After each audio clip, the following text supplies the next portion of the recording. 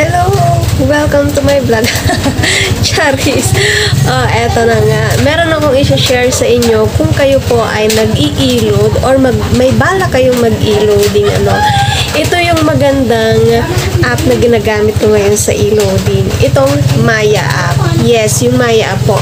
Napakaganda ngayon na gamitin ito. Bakit?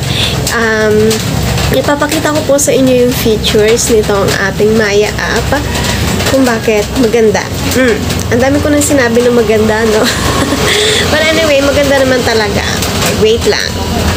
Ayan nga, buksan na natin itong Maya app. Makikita ninyo dyan, meron 25 pesos na galing kay Maya. Yes, galing yan kay Maya. So, ito, ayan yung transaction ko na ako ay nag-i-load talaga. So, hindi ganun kalakas yung i-loading ko, pero carry na. Ayan. Punta tayo dito sa vouchers at tignan mo yung claim. Ayan. May 25 pesos. Only 25 pesos yan, be.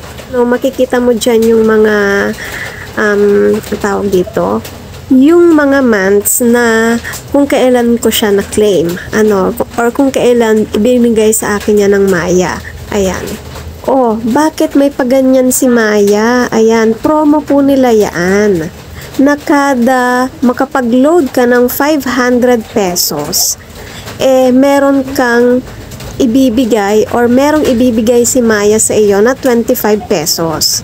Kahit yung hindi buong 500 pesos na load hub, basta kapag nakaipon ka ng 500 pesos na load, magbibigay si Maya ng 25 pesos na voucher tapos i-claim mo.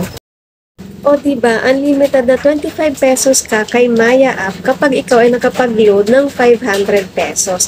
So, kung yung tindahan mo is masyadong crowded, yung palaging dinadaanan ng tao, or madami ka ng suki sa pag-load, yung sa isang araw maka 1,000 ka or 2,000, o diba, naka 100 pesos ka na galing kay Maya.